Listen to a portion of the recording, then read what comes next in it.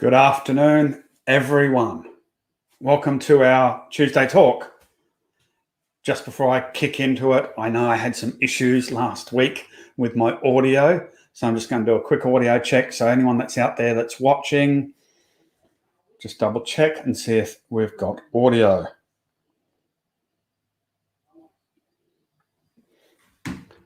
Okay, just kicking off to start. Haven't got any viewers.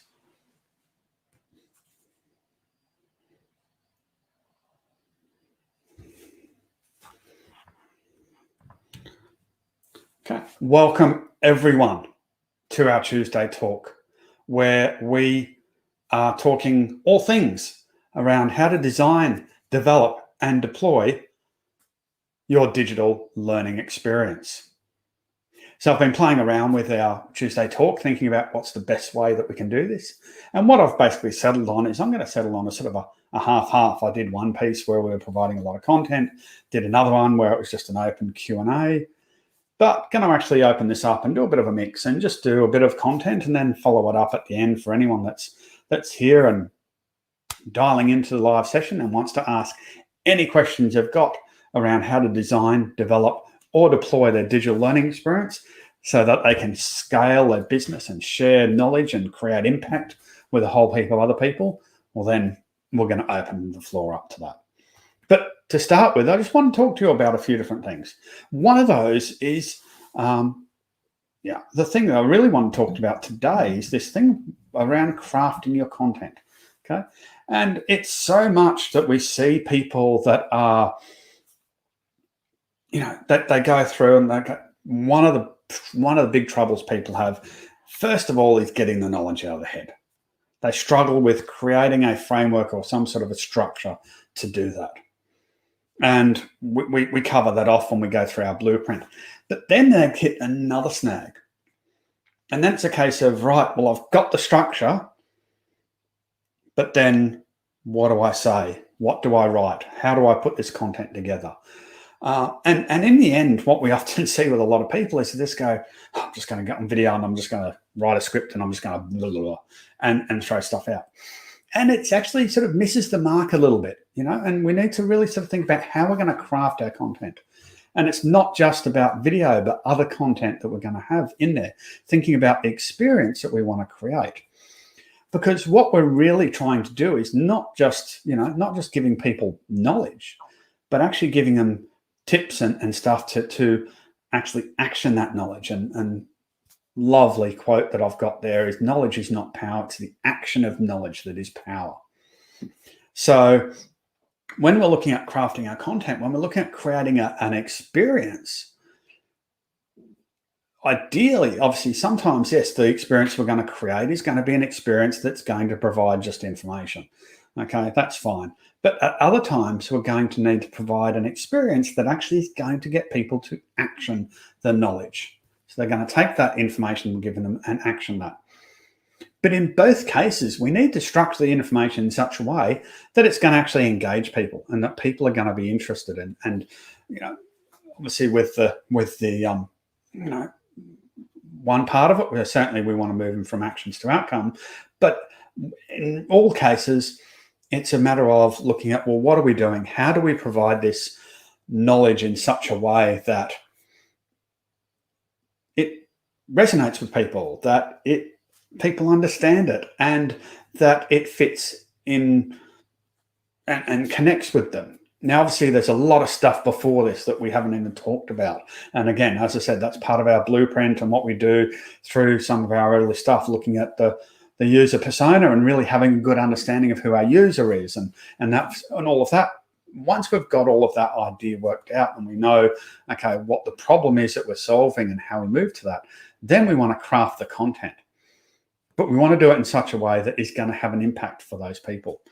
So what we've developed is we've developed our 4-step model for crafting the content, where we want to look at how we provoke people, we want to then provide, then practice and perform. And so today's Tuesday talk, going to talk to you about our 4-step model for crafting content. So provoke, provide, practice, perform. So let's dive in and have a look at how this model can be used to create the content for your digital learning experience. So the first piece is what we call Provoke. And this is where we want to really get people's attention. Okay. We need to get their attention. Okay. It's this whole piece around, explaining the WIFM, the what's in it for me, or, in other places when you're looking at copywriting and editorial type stuff, and they talk about the hook. It's basically the same thing. We need to engage people and we need to get their attention. So when we're looking at crafting a learning experience, we need to think about, well, how do we do that? And that's the first piece. It's really about provoking people and getting them switched on. This is where we want to switch on their brain and go, oh, okay, I need to pay attention now. As opposed to often what we see is this information sort of flows through. And if we're not really switching them on, then when it comes to the important stuff, they're going to miss it. And as a result, they're not going to learn what we want them to learn, or they're not necessarily going to be engaged. So what we do is we want to generate some attention. Okay? And I've called this piece the Provoke piece because one of the ways we can do that and generate some attention is to throw a story at them. But it might not necessarily be a good story. It could be a bad story. Okay? An example, a great example was an e-learning resource developed for an organisation, and it was all around family or domestic violence. And we started off with this video of this woman putting makeup on her bruises, and it was very confronting and very provoking, and it was quite interesting because when we were doing the testing of it, some people went, oh, it's a bit too much. And we sort of thought, no, it's not, because what it did is it really hit people and got their attention. Okay.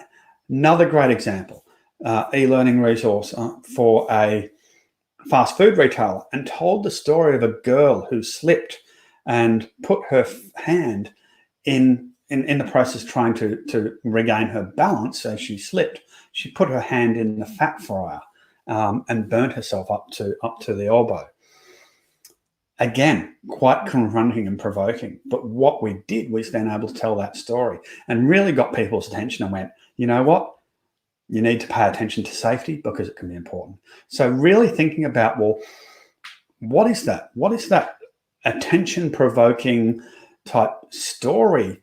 And stories are probably the best way you can do that, but it can be a case study. It could be a fact or a statistic that you can use to really hook in and, generate some attention. Okay. As part of that, then we get people interested. And this is where we can start talking to them about, okay, well, what are the benefits of actually doing what we're going to be talking to you about? Or what's going to happen if you don't do this? So start to sort of explain some of those, features, not so much features and benefits, and certainly the benefits and the drawbacks of what's going to happen if we do or don't do these things. And then it's a matter of then going, okay, right, so we've told you this bit of a story, we've got you provoked, we've switched your brain on. And now, and this comes back to some of the adult learning principles, is then going, okay, we want you to now connect this situation, this story to your own experiences. So have you been in a situation where this has happened to you? Or, does this resonate with you? And getting people to reflect on this process, because this principle of the adult learning principle of connecting it to prior experiences is a great way of starting things out, of really starting to get some attention there. So that's the first piece that we want to do when we're looking at crafting some content. We really need to get people switched on. So we want to provoke them, get their attention, get their interest, and get them starting to reflect on what they're doing. Then once we've got them switched on, then we can start to give them some information. Okay, there's no point just going, hey, I'm going to give you some information without first getting them switched on and actually interested in what we're going to say. So step 2 is then looking at, okay, we want to provide information. And there's a couple of ways that we can do this, but certainly one of the best ways we can do it is by going big picture. Okay. Now I did that at the start, not quite at the start. When I first started talking about crafting the content, I went big picture. Hey, I'm going to tell you about these four steps in the model, and you had the big picture of the model that can go there, because you get some people that when they're learning, they love to see the big picture, and then they can drill down into the minute detail of it. You get other people that probably just want to jump straight into the minute detail, don't necessarily need the big picture. So you've got different people and different ways that they absorb the information.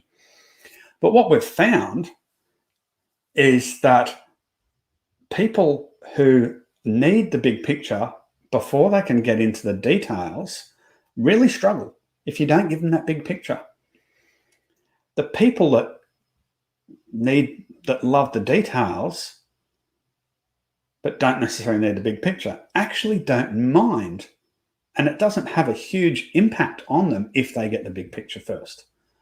So by not providing the big picture, we're actually potentially disadvantaging one group, whereas if we actually provide the big picture, we're not actually disadvantaging the other group. So think about the big picture. So this is where you bring in a model or an image, or again, it could be a bit of a story there. And that big picture then, sets the scene for all of the content that we're going to be talking about. Now, as I said, talking about the 4-step model for crafting your content, giving you the big picture. Then we want to then go, okay, what's the context? Okay, so looking at, well, what's the context that we're going to provide around this? Okay, so getting it put into some sort of situation. Okay, now I can apply this 4-step model to crafting the content. I can actually apply that to a whole range of situations. Okay, we can apply it to crafting our content for a digital learning experience. You could equally apply it to crafting content if you're doing copywriting, or if you're writing a blog article, or even writing a book. Okay, so what I did was sort of putting a bit of context around it and going, okay, when we're looking at creating it for our digital learning experience. So this puts it into a box, gives people an opportunity to go, okay, this is the situation in which we're using it. So big picture, then we give them some context.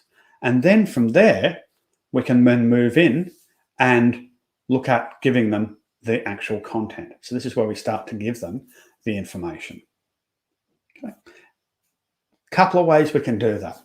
We can straight away just go, hey, here's the information. Okay. The other way we can do it is go, hey, what would you think? What would you do? Okay. And it really comes back again to really understanding that user persona, and also understanding the content that you're delivering. Okay.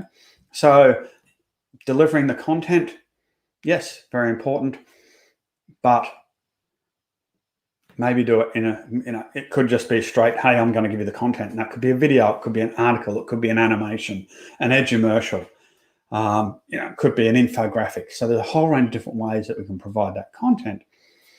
Or we can step back and actually, connect that context and content piece where we actually tell a bit of a story, or big picture, tell a bit of a story, get it into context, and maybe ask some questions before we give the content. Again, gives people an opportunity to switch their brain on and apply it back to their own situations.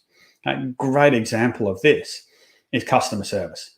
I can probably go out on a limb and make a bet that 100% of the people that watching the live now probably at some stage have been a customer. And if you're dealing with adult learners, you can probably be guaranteed that that's going to happen all the case. Okay, so probably all been customers. So if we're developing training around customer service, they probably all have an idea on what is good customer service. So do we necessarily need to provide that content straight up? Or could we actually give them some questions and some other stuff to actually challenge them a little bit, to get them thinking and get their thoughts before we give them the content? And maybe the content might just be validating what they already know. So a couple of different ways there. So really it depends on the user persona, what their level of knowledge is around that piece, is whether or not you challenge them and get them to provide their experiences first. Maybe it's something they've got no experience on, and that's where we then need to provide all of that content. Then the next step in that providing is then look at, okay, let's going to provide you with some guidance on how you actually take this knowledge and how you can actually apply it. So this is where we can go, okay, we've got a scenario, we've got a situation, we're going to go. So, we take this information and we're going to put it into an online learning resource, okay? So we're going to create a big picture, going to add some context, going to create some various pieces of content that's going to tell the context and the content for all of this. And then we're going to go, this is how you apply it.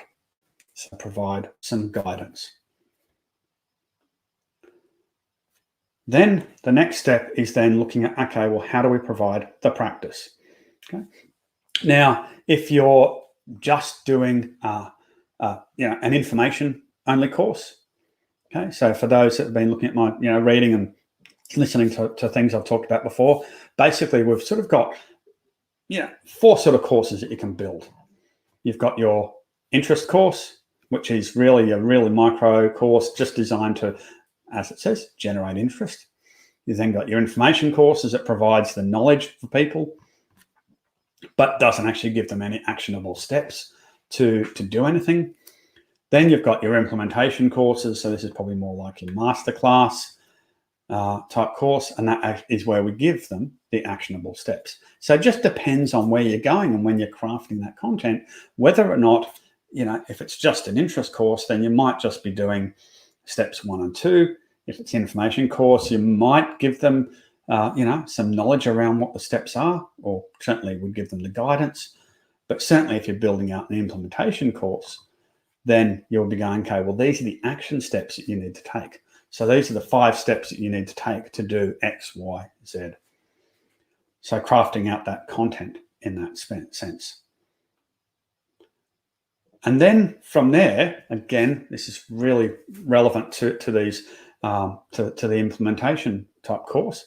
When we go, okay, right, we've given you the action steps, go away and do it, and then give you an opportunity to apply that and think about, well, how did I go? And get them to actually look at how they can self-assess. So crafting the content in such a way that you give them an opportunity to self-assess. So this might be a rubric or a checklist or some sort of other evaluation tool, or it simply could just be a bunch of questions for them to go, right, well, I went and did this action that I did. Now I'm going to come back and I'm going to then compare or evaluate myself on that. Then look at building in there an opportunity for them to get feedback. So obviously they're getting their own personal feedback, but you could also build an opportunity to get some feedback from their peers, depending on the platform and how you're delivering your content, but also then getting some feedback from you as the expert. And then from there, you then want to go, okay, well, what are the next steps? Okay, so we've given them the steps we've given them the information, we've told them how they can apply that information through the action steps. And then we give them an opportunity to practice, and then we go, okay, so these are the next steps that you need to do to really take yourself into the space of going into that mastery piece. So that's really the 4 steps. Just quickly flip back. But if you're looking at crafting your content, thinking about how do you provoke? Generate attention, interest, give an opportunity for reflection. How do you provide? Provide the big picture, provide some context, provide some content, and then provide some guidance. Then give them an opportunity to practice, and then give them an opportunity to perform and get self-assessment, give them feedback, and give them the next steps to continue to perform and move on. So that is our 4-step model for crafting the content. So hopefully you found that of value, and it's part of what we cover off when we go through our learning design blueprint, which gives you an opportunity to build out your knowledge in such a way that really gives you an opportunity to then start building that content in whatever format it needs to be. So as I said at the start of our Tuesday talks, I just wanted to start it off and give a bit of content and things like that. Then I wanted to launch into, obviously, questions and just open up the floor now and see if there's anyone out there that has got any questions around what we're talking about, or any other questions to do with how they can design, develop, or deploy their digital learning experience. If you've got any questions, feel free, drop them into the chat, and we'll see how we go through.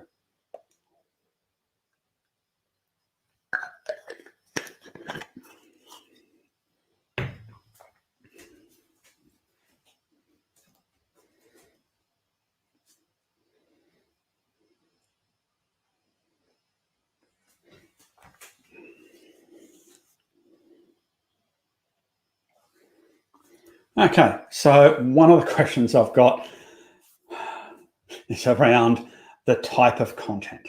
Okay, so we'll talk about crafting the content, but what type of content should it be? Okay, so many courses are video-based courses, and video is not necessarily always the best medium. So thinking about, what is the outcome? What's the objective that you're trying to achieve with that? Thinking about, is video good?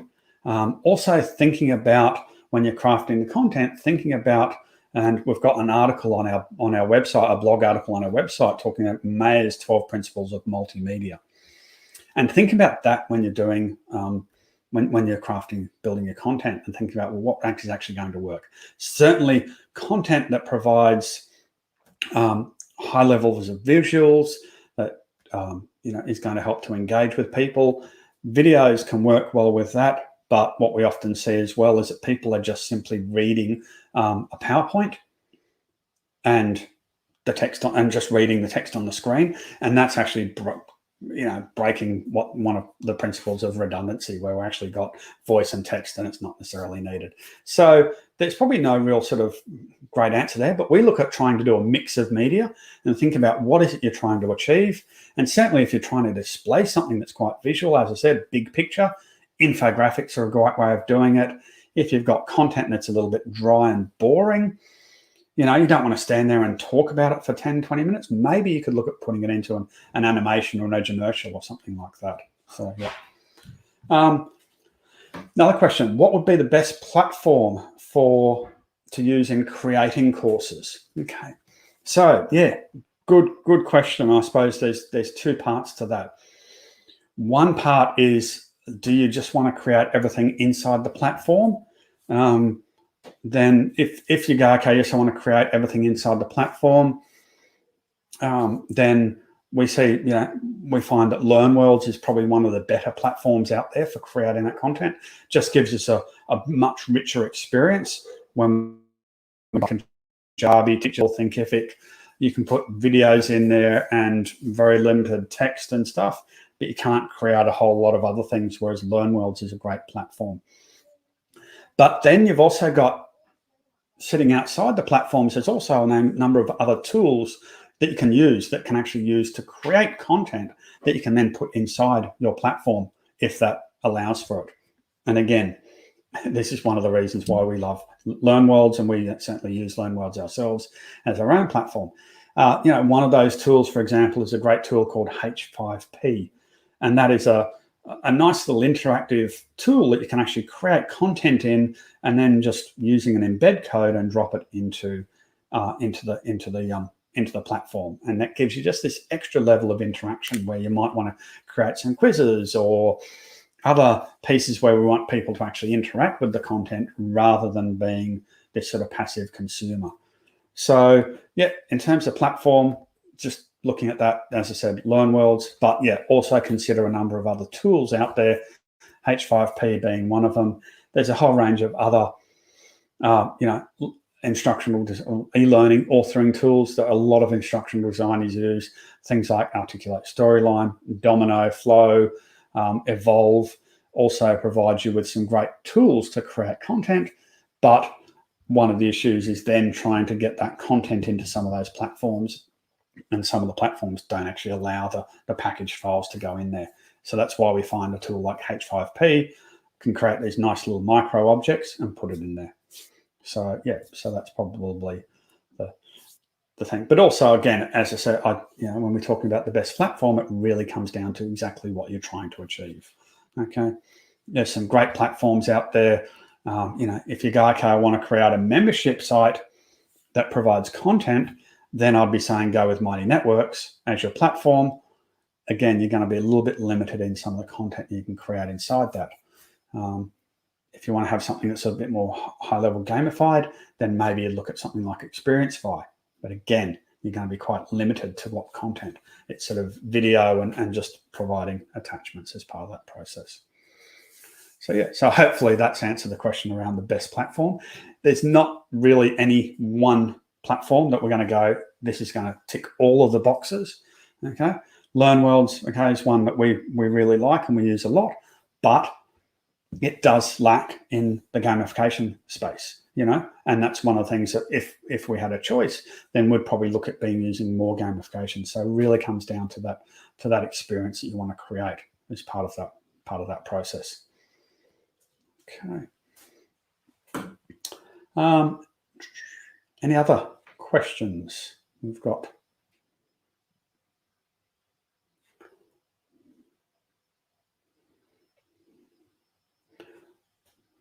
Okay, so question again, back to on the video question around talking head or PowerPoint type situation. And I think that generally, yes, if you're going to be looking at that, I think you'd probably look at potentially looking at a mix of things. And just having a talking head, you probably need some visuals there. So you're not necessarily going to get that just, through your talking only. So potentially looking at doing a mix of, if you have talking head with obviously a PowerPoint, like I'm doing in this live, I've got the PowerPoint running. You can see some visuals there. Or you could just be recording a PowerPoint presentation, putting your head down the bottom. Just depends on how focused you want to be.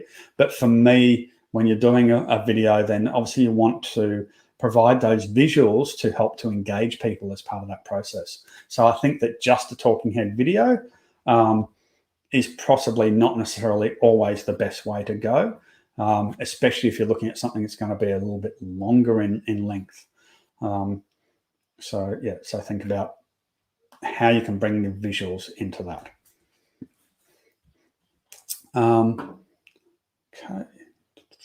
Okay, question there about the video. Well, so we're seeing sort of a few questions on video. So another one is, what tool is best for recording videos? Okay, so again, we use for a lot of our videos that we create, where I'm doing a presentation, talking head type video with PowerPoint, for putting some content into an online course, I actually use Camtasia. So I use that as a tool. But saying that, if you've got access to Zoom and you want to do this low cost, okay, Camtasia will cost money. So obviously there's an investment there required. If you're looking at wanting to go with something that's a little bit more low cost, then certainly I'd be looking at a platform and looking at, say, okay, can I just use Zoom and do a Zoom presentation and record that, and then take that recording and then put it into your online course. That gives you a great opportunity to share your screen, to talk about it as you're going through, and you can set it up as part of that process. And that is probably a good way. If you're not going to be doing a presentation for more than 40 minutes, then you can do a Zoom call, free account for Zoom, under 40 minutes, and then just grab that recording. So that's one of the ways you can do it. But certainly if you're going to spend some money, then I think Camtasia gives you a great tool. And then obviously it gives you the ability to edit that afterwards if you need to cut anything out. Certainly when you're going through and doing your presentation, there might be some ums and ahs, and that actually gives you a tool that you can actually do some editing inside as well. So it's sort of an all-in-one package, but there is obviously a dollar figure attached to that.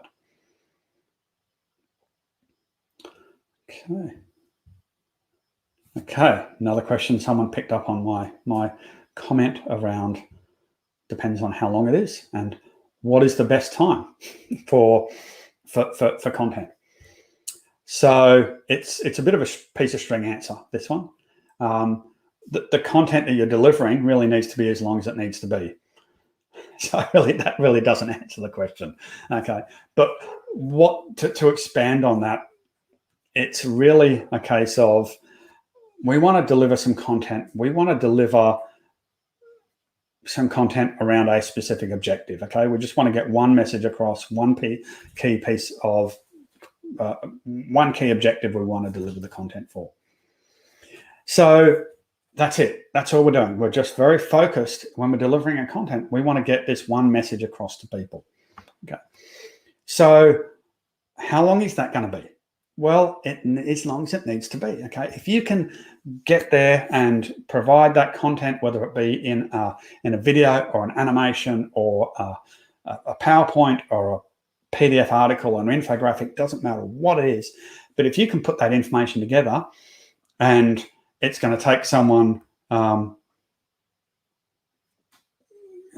take someone 5 minutes to understand, or for you to deliver that content in 5 minutes, then it's 5 minutes. That's how long it needs to be. If you can do it in 2 minutes, then that's it. It needs to be 2 minutes. If it's going to take you 15 minutes because it's a little bit more complex and a little bit more difficult to understand, then it needs to be 15 minutes. So yeah, so looking at, yes, it needs to be as long as it needs to be. So really focusing on what's the objective and how do you deliver that in such a way. Now, saying that, one of the things we've looked at, and yeah, there's a lot of people out there doing some great research, and some research that we've seen that's been conducted over the past, well, it was conducted a couple of years ago.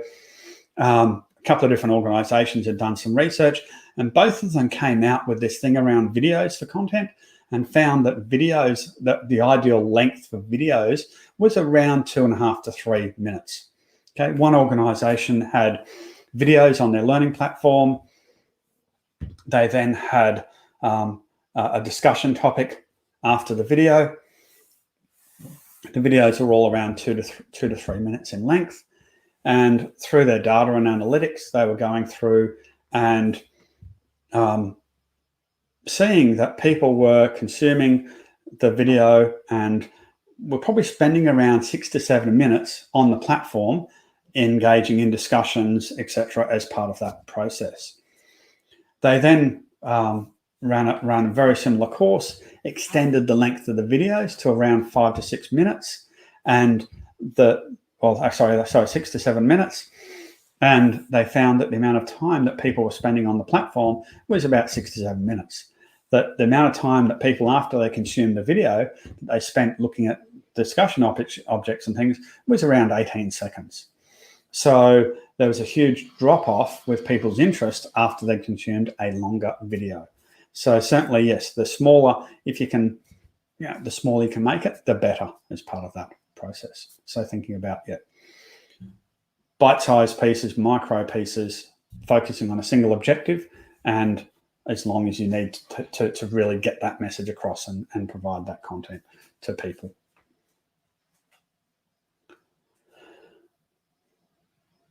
Okay, so don't have any more questions coming through. So thank you everyone for tapping into our Tuesday talk, where we're talking about all things to do with designing, developing, and deploying your digital learning experience.